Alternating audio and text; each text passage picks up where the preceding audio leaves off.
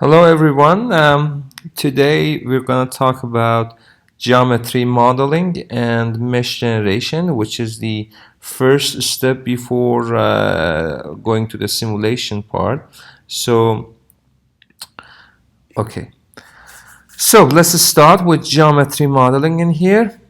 If you recall this CFD process that we had in our first session in CFD introduction, this is the path we are basically following in this course. So today we're going to discuss the first two steps, which are geometry modeling and mesh generation. And after that, in coming sessions, we're going to move to physical models, the solution methods, and also post-processing. So the way the class is going to go is once we enter this three last step, they're going to be discussed at one subject, and the class will revolve around different subjects in this matter. But let's start with the geometry first. So we are in the first step of CFD process. So the geometry for us is the starting point for our simulation. This is where you decide what the geometry is, whether it's a one-dimensional, two-dimensional, or three-dimensional, what are the boundaries, what are the sizes, so on and so forth. When we talk about geometry in CFD simulation, we are talking about that big control volume fluid system that you want to analyze. That essentially is not the same as your real-world geometry, which we will discuss in a minute.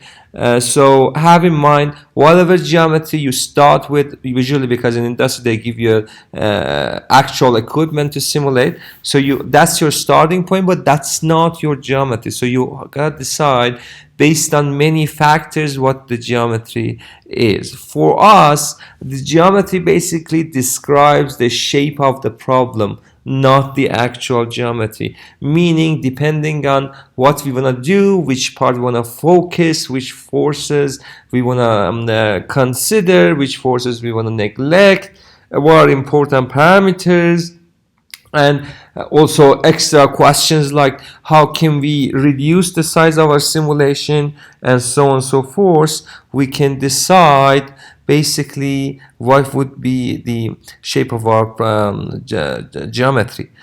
Our geometry, generally speaking, consists of volumes and faces and edges and vertices. So it starts from high level ones, volumes, then faces, which are the lower level, which are in two dimension, then edges, and then the vertices, which are the points. There are, generally speaking, until that point, we're not discussing any specific software, but generally speaking, there are two philosophies of geometry creation. One is called top-down philosophy, and the other one is bottom-up. So basically, in top-down, what happens is the computational domain is created by performing logical operations on primitive shapes. Meaning, in top-down, you will start making your geometry from existing template-wise volumes like sphere, cylinder, cubes. So you will take those primitive shapes and connect them together, trim them, cut them, mirror them, so on and so forth, unite them together to come up with your final geometry.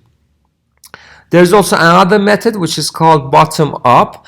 And in bottom up, what happens is you start creating your geometry from lower level entities. You will start with vertices, which are the points. From now on, we call points vertices. You start with the vertices, connect them to form the edges, then connect the edges to form surfaces and faces, and then combine the faces to create volumes. So you start your way down and start going up in the process.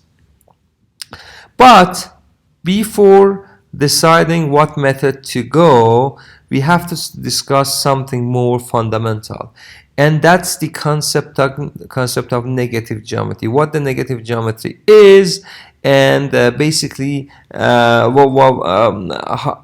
it relates to our CFD simulation. Negative geometry is your solution domain, and that's in opposition to the geometry, which is in real world practical sense.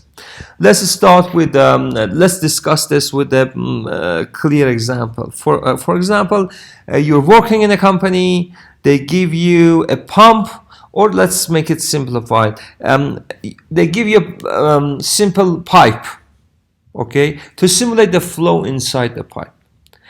In real world, in your geometry, even if they give you the geometry of the pipe is basically a hollow center, right? And then some internal diameter and some outer diameter, which the difference between the outer diameter and inner diameter is your pipe thickness, right?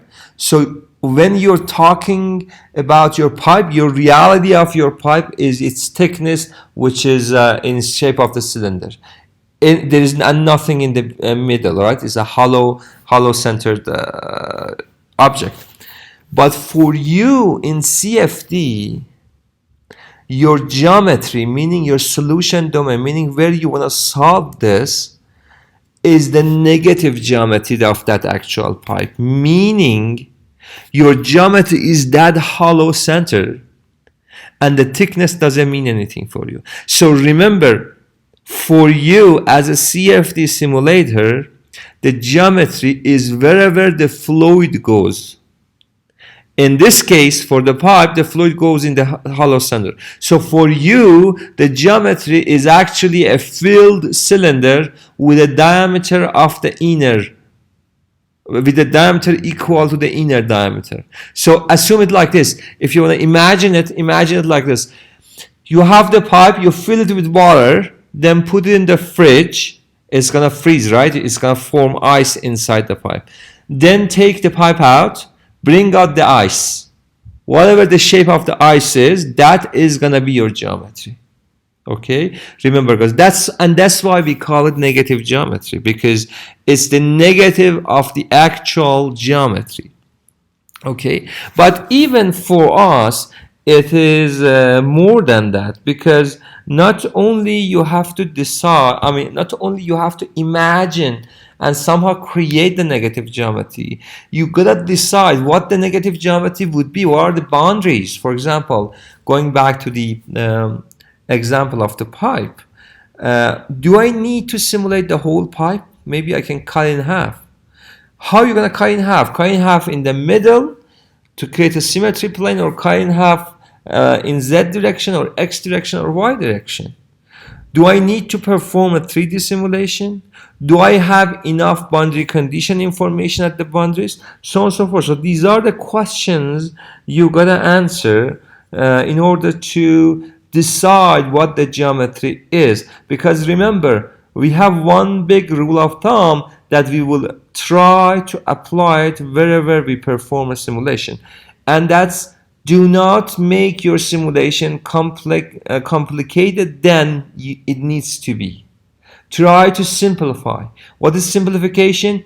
If you don't need, if you can reduce the size of the geometry, reduce the size of the geometry. If you can, for example, make it 2D, go with the 2D. Don't make it a 3D simulation. If you can make it smaller, make it smaller. So that's the rule of thumb. Make your simulation as simple as possible. That's how we decide about our negative geometry. And you would see this as we start solving more examples in the class. You will see how we have decided about the geometry as opposed to our real geometry. So let's start with the method that we will create the geometry for our negative geometry. Say we have decided about the size of the geometry, the type of geometry, and we want to make our geometry. From this point on, although most of the subjects that we are discussing are general subject, but eventually it's going to be ANSYS specific. So just to clarify it for our class, The methods that we discuss in class are general methods. They are being used in almost all of the CFD softwares that are doing finite volume method, but of course they are customized in a way that we will be using ANSYS. So the way you execute that method is ANSYS specific, but the concept of the method itself is actually generalized. So let's start with body types.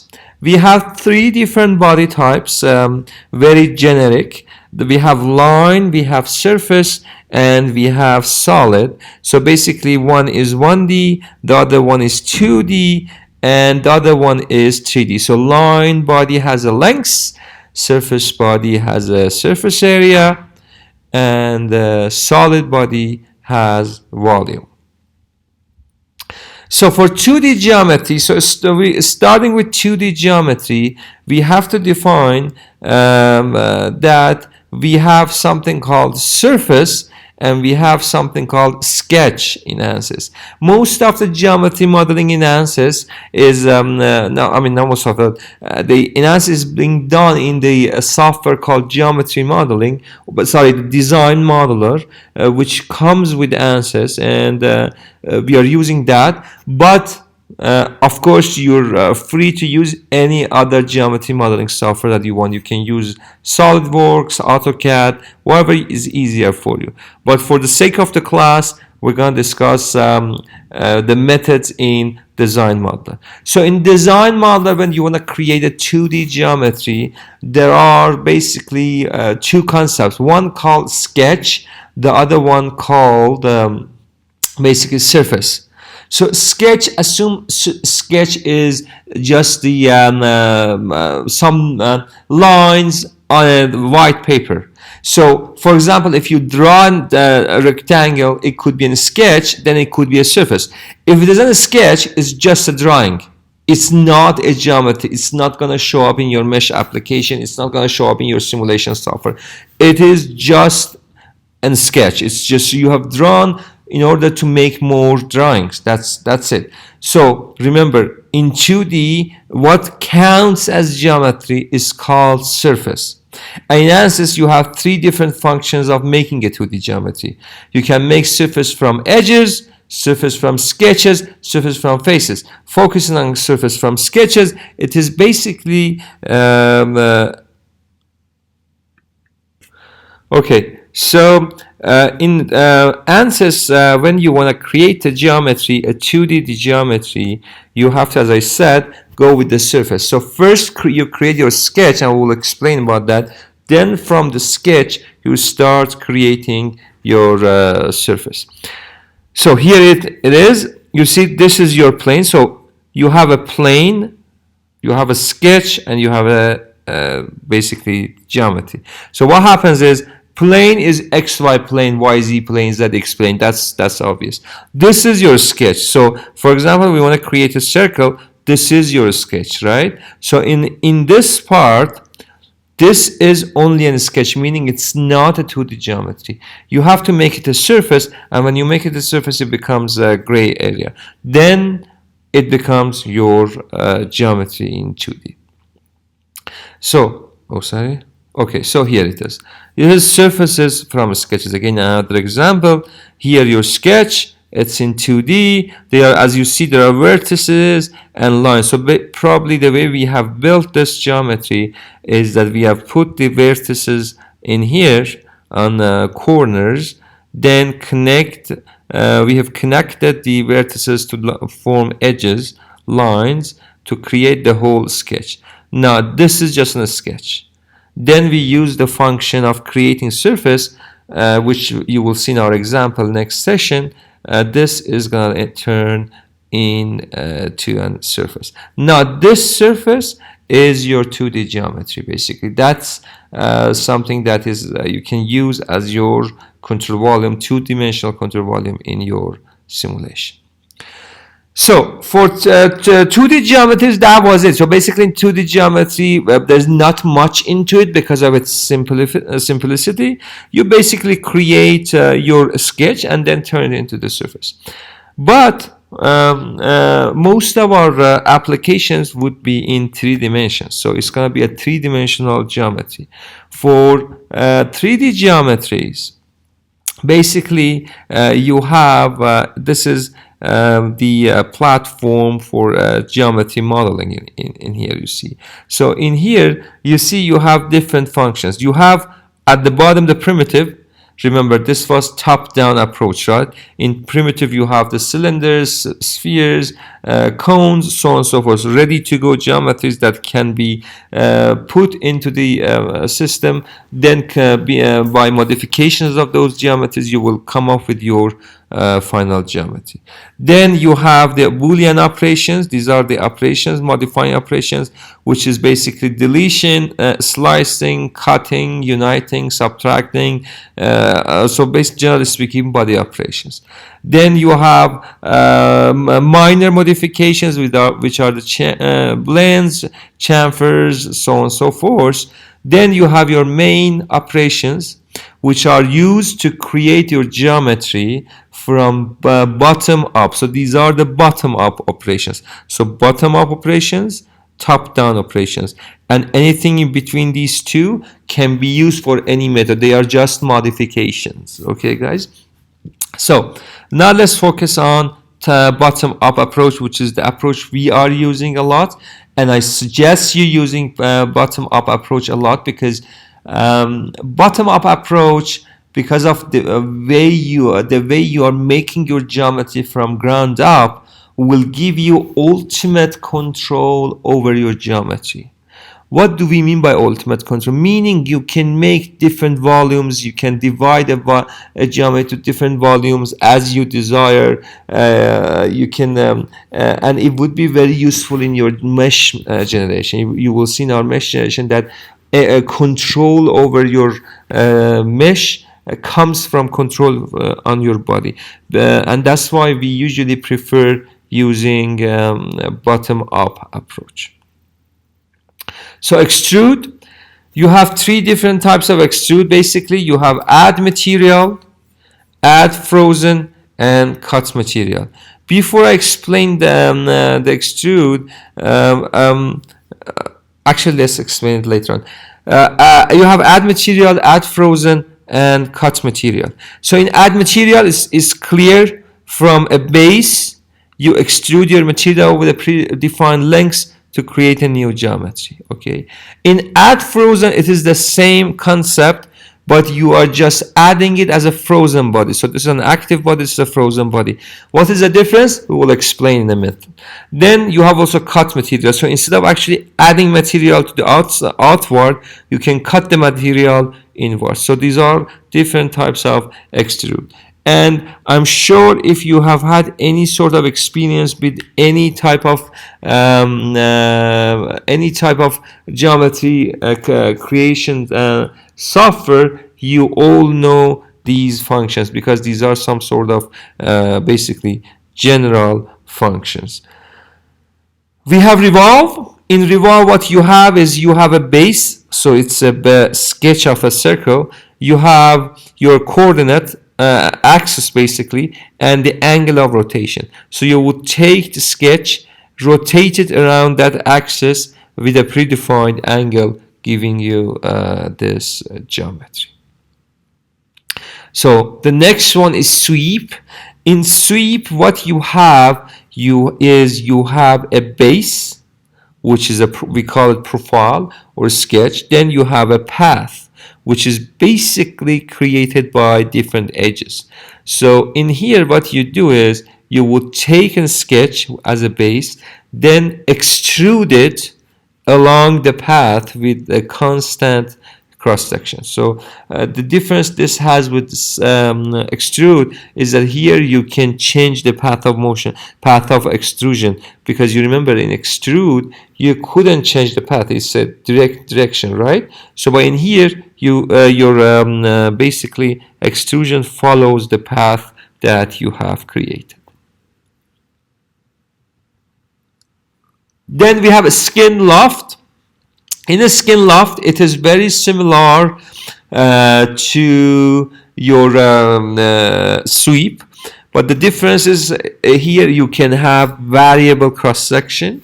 Here you see you can create variable cross-section along a surface, along a path, and by having that you can both change the direction of extrusion and the cross-section. So this would be a more complex method comparing to extrusion or comparing to sweep. Then we have body operations. So we go to the next part. In body operations, basically you select your body and perform different operations. And here I'll give you some examples of body operations. For example, mirror. What the mirror does, if you have the half of the body, you can assign a plane, a symmetry plane, and copy the other half, making the whole geometry. So this is for making geometries from half of them through some sort of symmetry plane. You have move. Basically, if in your geometry you have two separate bodies, you can move it and connect them together. And guys, remember in CFD, in one file, you can only perform simulation for one control volume. You can't have two control volumes with two different simulations in one single file. Okay? The reason I'm saying that is for the move function. You see in here, you have two separate bodies that are two different bodies that are separated. This can't be simulated because as of right now, here you have two different control volumes that are disconnected. The flow can't go from here to here. So this cannot be simulated. It will give you an error. You have to connect them to make one big, control volume, right? So remember, in one simulation, one control volume. You can't have two. And you might ask why this happens.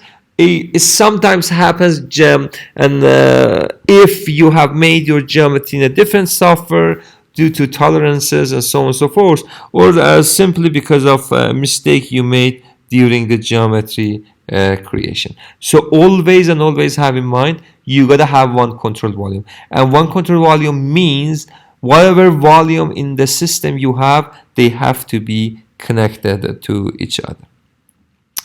The other body operation is scale. So in scale, what you do is you scale up or scale down the geometry in all the directions. So when we say scale it up by two times, it means you make the geometry larger in every single direction by basically twice. So why we would use it? This is very useful function actually, especially for example, the exact picture that you see here, right? It's a fuselage of an airplane. So when they design airplanes, right, they usually make one or two smaller prototypes that are being tested in wind tunnels, right? So you know what the wind tunnels is, a closed, enclosed space that you can blow air with this controlled velocity into that chamber, which it has many sensors to measure different parameters, right? And they are used to study the effect of velocity on different objects, usually in aerodynamic aspects of it. So you put your small fuselage, small plane into the wind tunnel. You perform experimentation measuring different velocity and pressures on the body.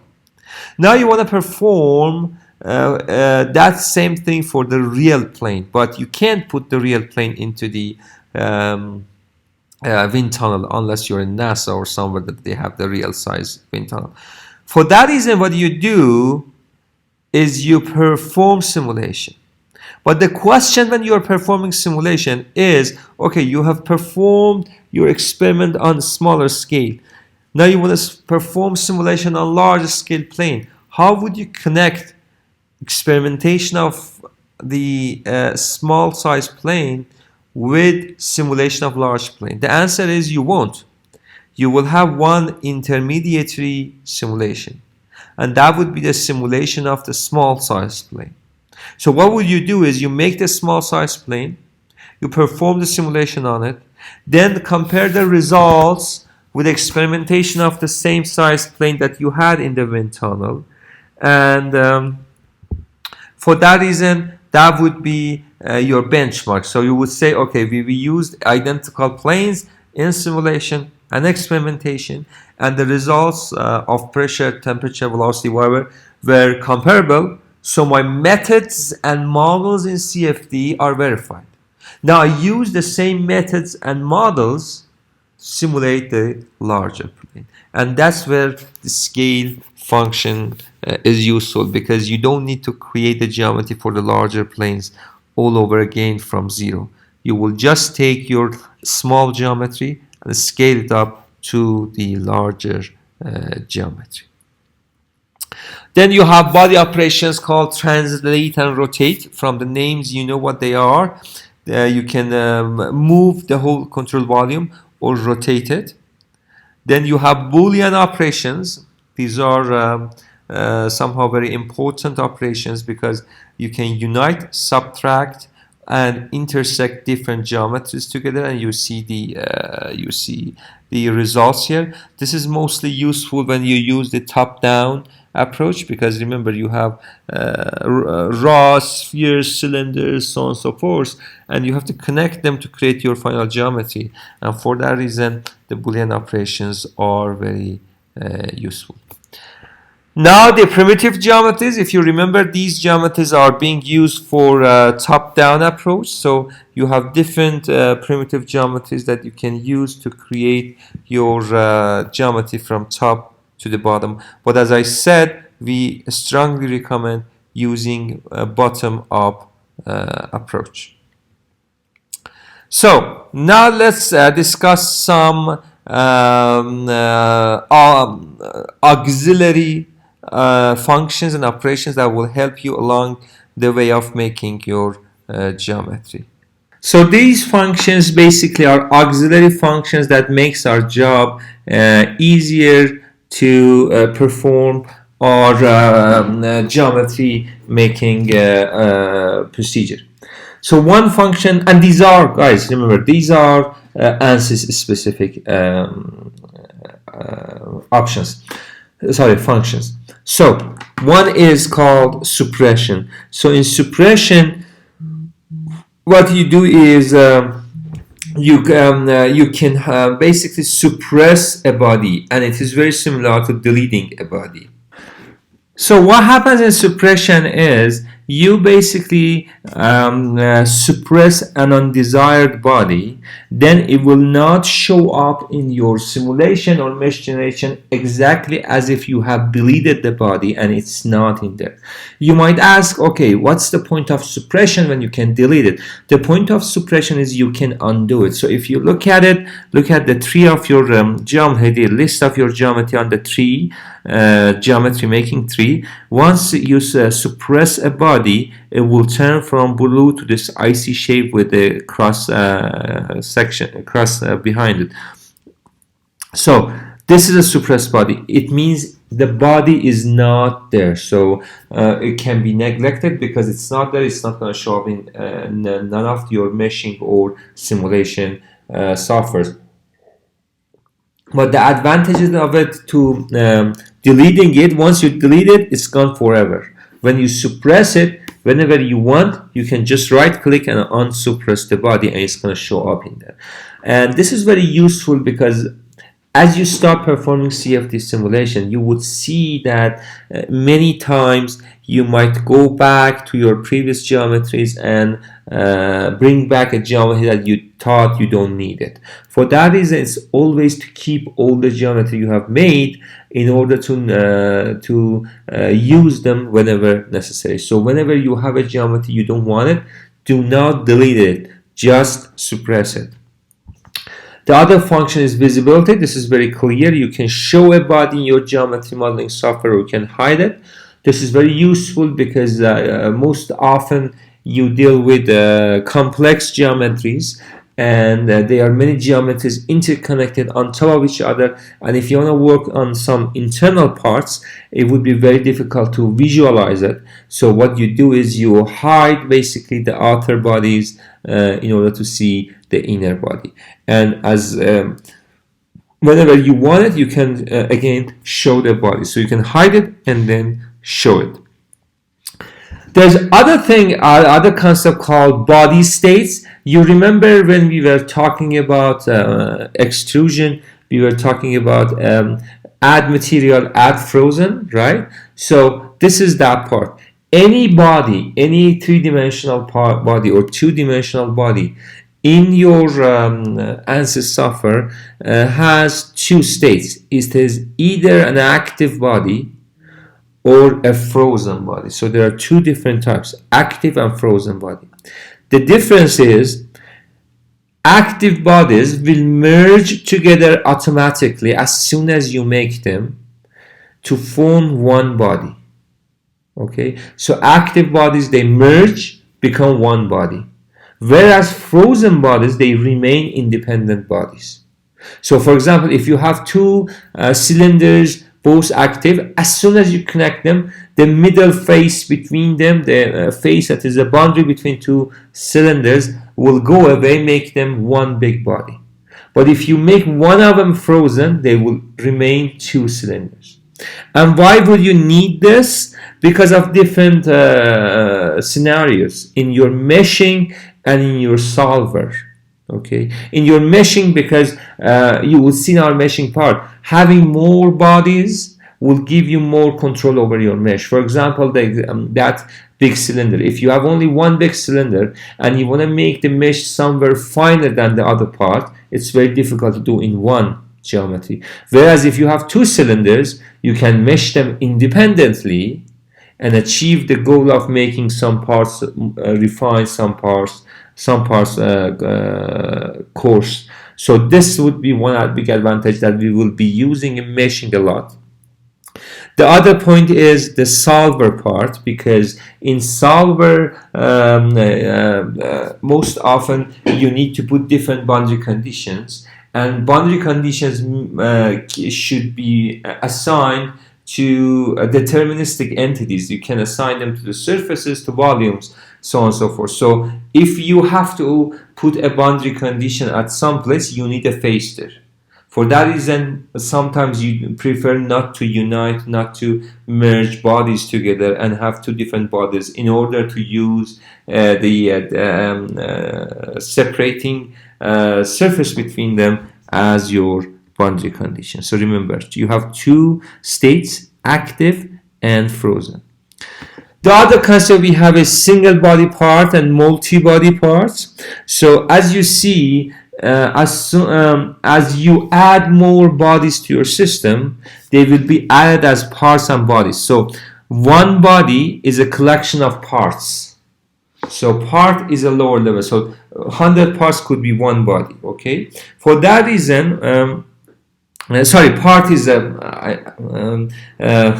I used it vice versa.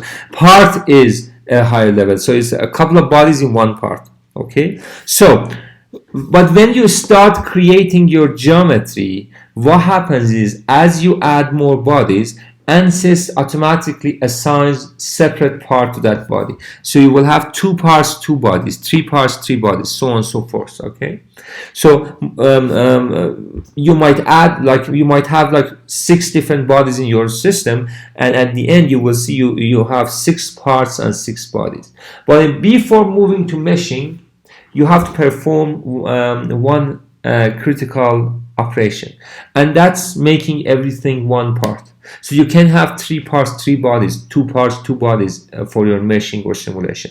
You should have 1 part and multi bodies. Okay, so you will unite all those separate parts to form one big part with all the bodies in it, and we will show you how to do that once we go to our example. So once you created your geometry, you can move to meshing part. But sometimes you prefer not to create your geometry in ANSYS and import your geometry.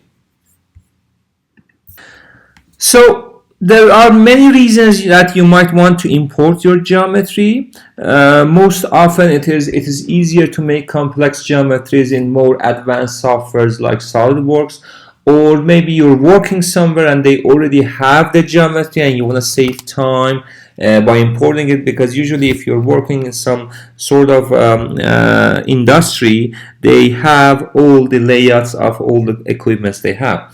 So you might start from another software and import your final geometry to the ANSYS.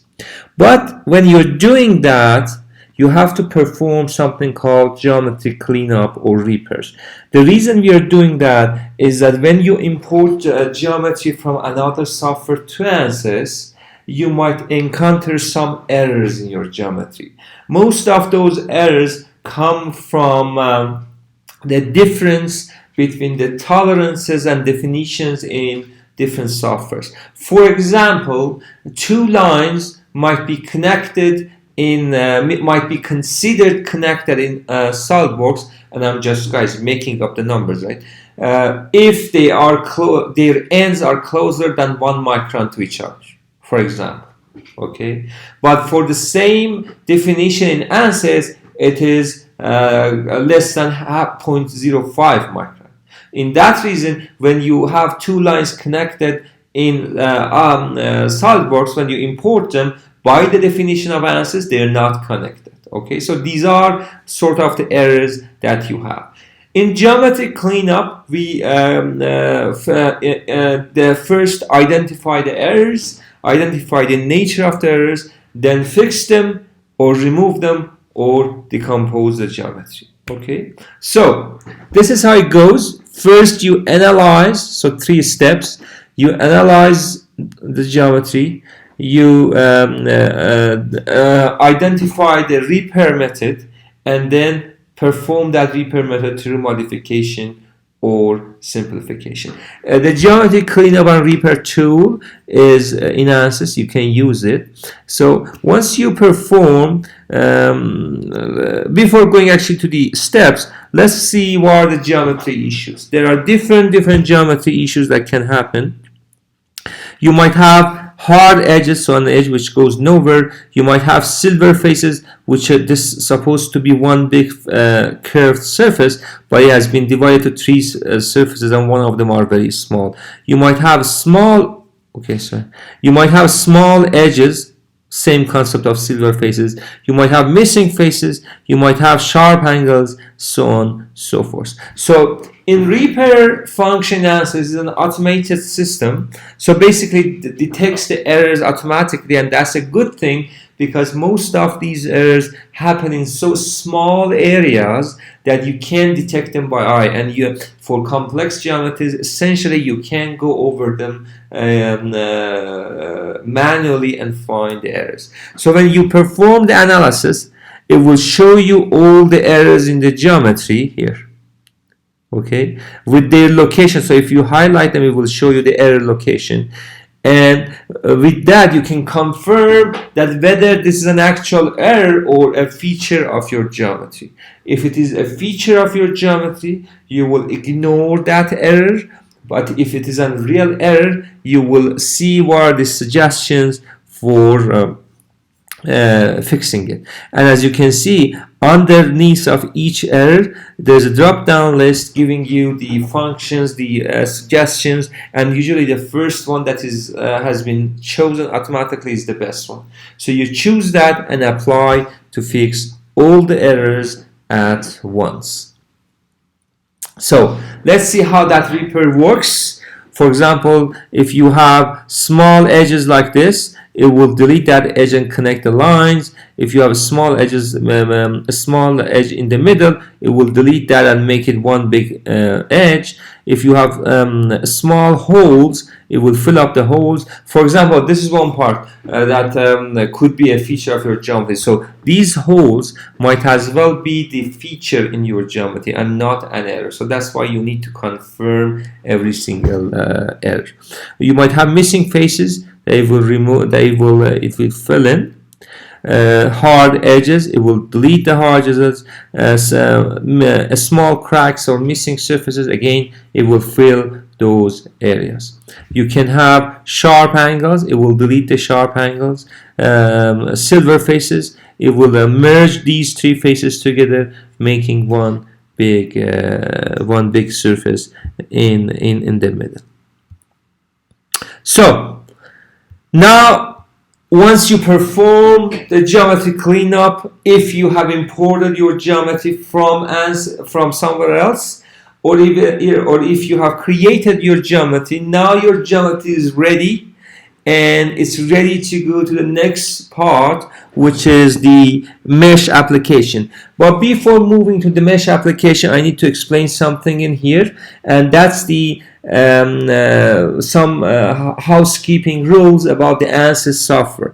So in ANSYS software, every file that you make consists of an executable file and a big folder. That executable file is just a file that accesses the folder and nothing else. There is no information stored in that file, and all the information you have is in the folders and subfolders. For that reason, when you're saving a Workbench file, an ANSYS file, please make sure that you have both the file and directory, and when you want to copy those somewhere else or send it somewhere else, make sure you send both the file and the directory. And the best practice is just zip them together into one file to make sure everything is in place. So this is the general layout of your design modeler, or the software that makes your geometry. Basically, on top you have your toolbars. On the left hand side top you have your tree lines, which is basically same as the tree line that you have in SolidWorks or Autodesk, which basically is the history of all the operations you've made. Then you have the tabs, the detail view, and also the graphical window. And on the bottom you have the units, and also you have the units, and also this sign in here. You see, guys, this sign here says ready. So you have three types of signs. You have the red, yellow, and green. If it is green, everything is good to go.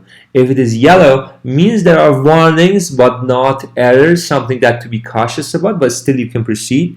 And if it is red, it's an error, you can't proceed further. You have to first fix the error. And this is for all the things in the system, so any errors, any warnings in the system. Under your tree structure, on top you'll have planes. These are the default planes, X, Y, Z, X, and Y, Z planes, but of course you can always add planes that we'll show you in our examples.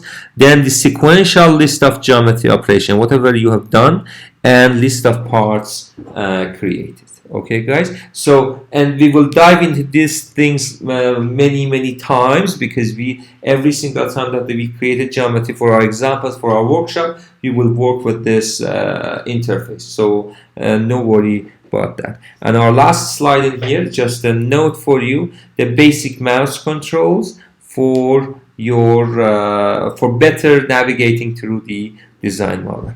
Now that we have our geometry, we have explained our geometry, the next step would be to create mesh. So the next part of our session, on the next video of our class, would be mesh generation.